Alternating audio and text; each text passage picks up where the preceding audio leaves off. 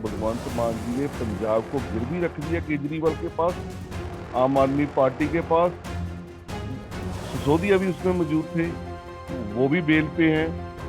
तो ये लोग क्या साबित करना चाहते हैं? इसमें दो बातें निकल के आती हैं, या भगवंत मान जी काबिल नहीं है।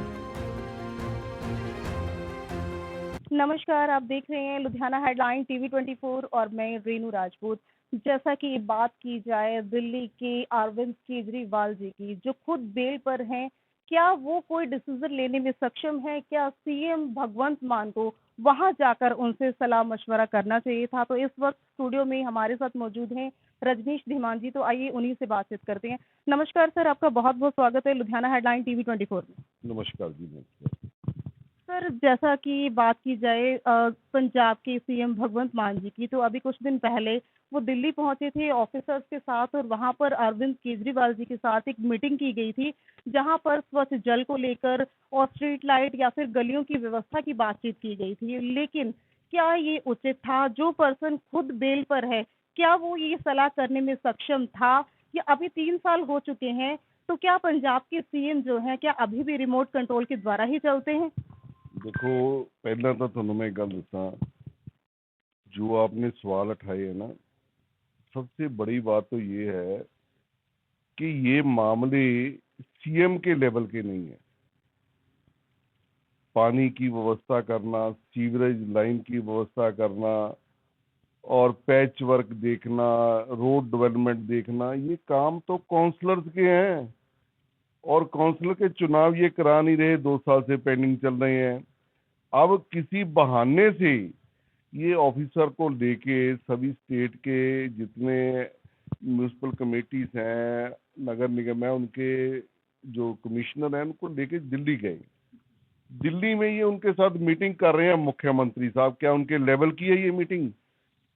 दिल्ली में मीटिंग क्यों हो रही है अफसर की? बड़ा बड़ा प्रश्न चिन्ह है। उसके बाद उसमें वो आदमी बैठ रहा है जिसको कोर्ट ने बोल दिया कि आप बतौर मुख्यमंत्री, जब वो थे तब भी उनको बोला अगर आप रिजाइन नहीं करोगे तो आप मुख्यमंत्री ऑफिस का इस्तेमाल नहीं कर सकते, वहां आपको जाने पे मनाही है। ये हिंदुस्तान के इतिहास में पहली बार हुआ कि इतनी बड़ी कोर्ट ने किसी के ऊपर पाबंदी लगाई। और वो अब पंजाब के अफसर की मीटिंग कर रहे हैं। ये भगवंत मान जी ने पंजाब को गिरवी रख दिया केजरीवाल के पास, आम आदमी पार्टी के पास। सिसोदिया भी उसमें मौजूद थे, वो भी बेल पे हैं। तो ये लोग क्या साबित करना चाहते हैं? इसमें दो बातें निकल के आती हैं, या भगवंत मान जी काबिल नहीं है। बड़ा सीधा सीधा बात मैं करता हूँ कि वो काबिल नहीं है, उनको पता नहीं है, उनका आइकॉन लेवल नहीं है कि क्या करवाना है। वो बताएंगे, वो लोग जिनके ऊपर कोर्ट ने पाबंदियां लगा रखी हैं। या एक बड़ा गंभीर विषय है कि वो कोई और उन लोगों का यूज तो नहीं कर रहे, उनसे कोई उनकी कोई अपना कोई ऐसा काम तो नहीं निकलवाना चाहते जैसा दिल्ली में इतने बड़े बड़े कांड हो गए हैं। कोई पंजाब में कोई नए कांड की तैयारी तो नहीं है। सर, अगर बात की जाए नगर निगम चुनाव की, तो भाजपा की तैयारियां कैसी चल रही हैं? हमारी तो तैयारी आज से 2 साल पहले से पूरी है। 95 वार्ड हैं, सभी में भारतीय जनता पार्टी के पास 4-4, 5-5 कैंडिडेट चुनाव लड़ने के लिए तैयार है। जैसी चुनाव का डेट आएगा, बिगल बजेगा, आपको एकदम सबसे पहले अगली कतार में खड़ी भाजपा की लीडरशिप मिलेगी, उसके कार्यकर्ता मिलेंगे, और डेफिनेट भारतीय जनता पार्टी का मेयर बन के आएगा लुधियाना में। सपोज अगर नगर निगम के चुनाव होते हैं, तो सर क्या लगता है कि भाजपा जो है कितने वार्ड जो है जीत सकती है? मैंने आपको बेनती कर दी है ना जी कि हमारा मेयर बनेगा, 2/3 से ज्यादा वार्ड भारतीय जनता पार्टी जीतेगी। सर, अगर बात की जाए नगर निगम के चुनावों की, तो हमने बात की, और वैसे भी जो भाजपा जो है बहुत बड़े बड़े प्रोजेक्ट भी पंजाब के लिए लेकर आई थी और काफी काम भी किया बीजेपी ने। और उसके बावजूद भी जैसा कि बात की जाए किसान निधि योजना की, तो उनके खातों में भी पैसे आए थे, बहुत बढ़िया काम किया गया और प्रधानमंत्री नरेंद्र मोदी जी के द्वारा करतारपुर का जो रास्ता था, जो लांगा था, वो खोल भी दिया गया। लेकिन उसके बावजूद भी इतने काम हुए और भाजपा बहुत अच्छे तरीके से काम करती भी आई है। और लेकिन फिर भी अगर लोकसभा की बात की जाए तो एक भी सीट क्यों नहीं जीत पाई, क्या कारण रहे होंगे?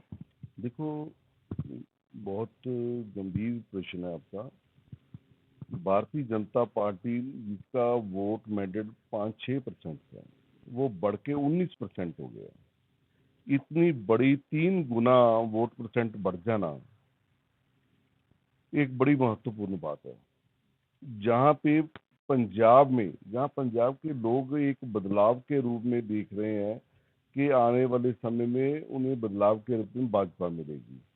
जहाँ तक एमपी के चुनाव का संबंध है, इस बात का हमें भी अफसोस रहेगा कि वो वोट परसेंट सीटों में कन्वर्ट नहीं हो पाया।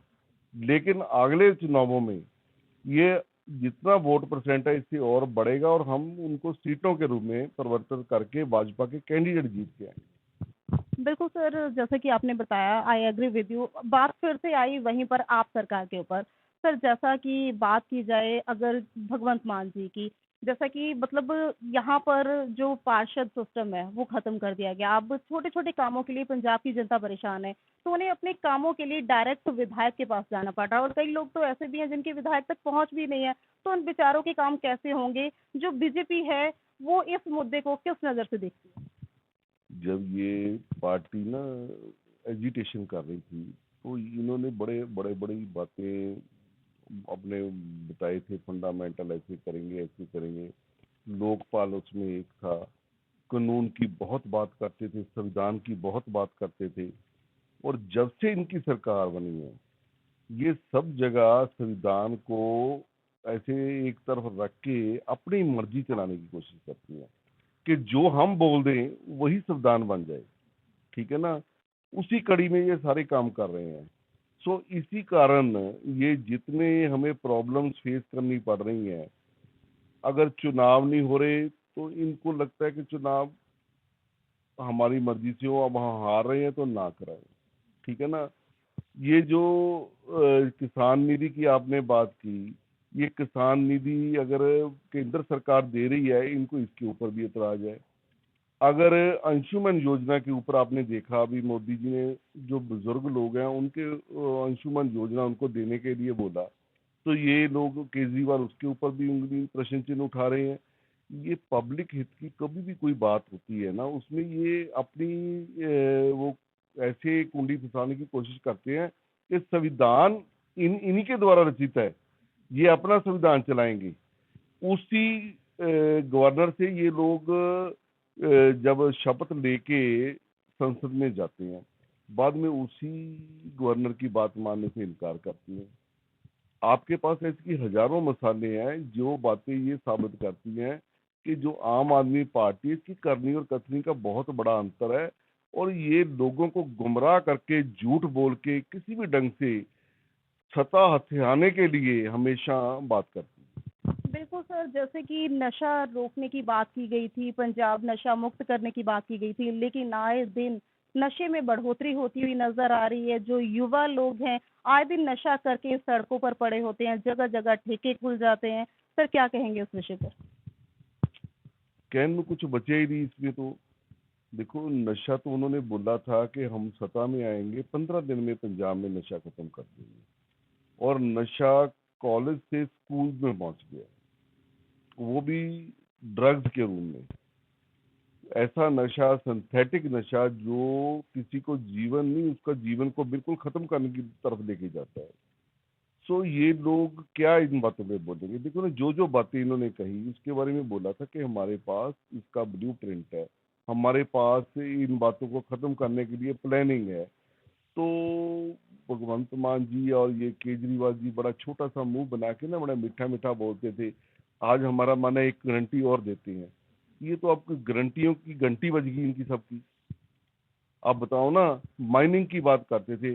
आप चलो, मैं आपको दूर नहीं जाते, सान्याल में चले चलो, शाम को देखो ना माइनिंग का क्या हाल है, कैसे धड़ाधड़ गाड़ियां नजायज माइनिंग में लगी हुई हैं। ऐसी नशा है, ऐसी एजुकेशन है, एजुकेशन की ये बात करते हैं। जब भी बात करेंगे दिल्ली मॉडल की बात करेंगे, तो दिल्ली मॉडल की बात करते हैं और अपने जो यहाँ के टीचर्स हैं उनको ट्रेनिंग के लिए सिंगापुर भेज देते हैं। अब बताओ ना, अगर मॉडल आपका वो है तो आप वहां क्यों भेज रहे हो?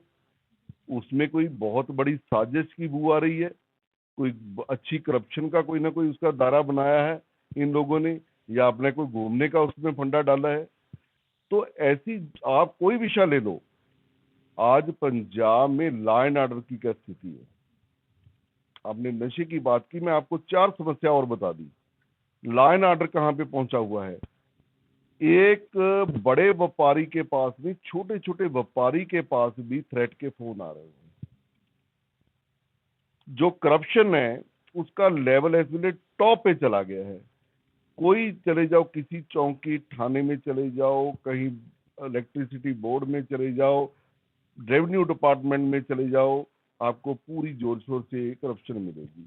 तो उसका लेवल कितना बढ़ गया, जो यहाँ था वो सिर के ऊपर से गुजर गया। तो ये कथनी कहनी और करनी का बहुत बड़ा अंतर सामने आ रहा है।